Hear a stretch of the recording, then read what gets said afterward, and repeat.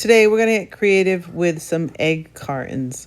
If you do not have cardboard egg cartons, you can use the, I guess it would be styrofoam cartons would be fine too. Some of these are painted on top. I'm going to use my markers and maybe color pencils, but you'll only need one little notch of it, and I'm going to show you how to cut it up and layer it with some color and then place it so it's almost like a mount.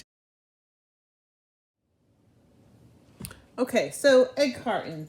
You only need one little notch of this egg carton. You'll also need wet glue, a pair of scissors. I had said earlier that I was going to use color pencils and markers. I think I might even use some crayons too. Crayons spread pretty easily, so I'll probably throw some of those things in there. And the next thing you're going to need to do is think about what animal it is that you're going to make. So while you're thinking about that, I am going to pull this aside because I've actually already cut a small piece out. I figured it'd be easier for me so you guys don't want to watch me cut off a piece, and it does take a little effort.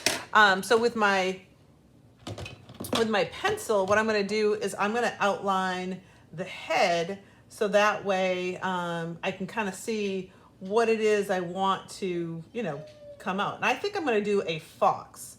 So I know that the ears are going to need to be pointy. This is the face. So that's the face coming out of it. So I don't need to worry about that. So I do know that I am going to cut here and I am going to cut in there. So I know I'm going to go here to here and I'm going to cut those ears. I'm cutting into it and I'm going to actually rip this so that way you can see what I'm talking about. I drew those ears on the inside so that way I knew where to cut. You could actually keep these as ears. I think that would be kind of like a cute mouse ear if you kept that little circle inside there. So there's lots of little things you can do. And if you have a big box, then you'll have, a few little pieces to kind of play around with. This is not the easiest thing to cut. It's very awkward because it's not meant to be cut in a nice straight line. I would imagine that it's one of those things where when they were making it, they're trying to protect eggs, not anything else. But you can see I'm getting those triangles. So just like little cuts will work, and just cutting some extra stuff off. So you can see how I'm starting to get some ears. There we go. Sorry if I keep on going off camera. I'm getting into my project. So there we go. Can you start to see my fox? I can see him. I'm just gonna round off a little bit right there that I kind of, and so here we go. There is my fox's head. Okay, so here I have my fox head. I've played around with a couple different things. I've got a blue background. I found some scraps. I had a blue piece of paper. I think I'll glue that on too. And I kind of like the diamond shape. And then I grabbed a piece of paper and I started drawing a jacket for him. I think I've done a little test, and I think I kind of like the orange crayon better than the orange marker.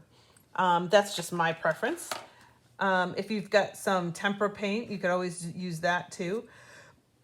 The white crayon shows up pretty good, so I'm going to definitely use those two things.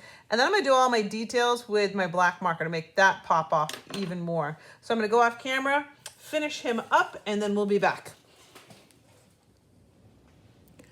So here is my finished product. I got my little fox on a piece of paper, gave him a little jacket. Very, very cute. My huge thing that I had a problem with, while crayons I thought worked very well on coloring on this type of cardboard, the only problem I had was white didn't show up as much. So I actually had something that was like a paint pen.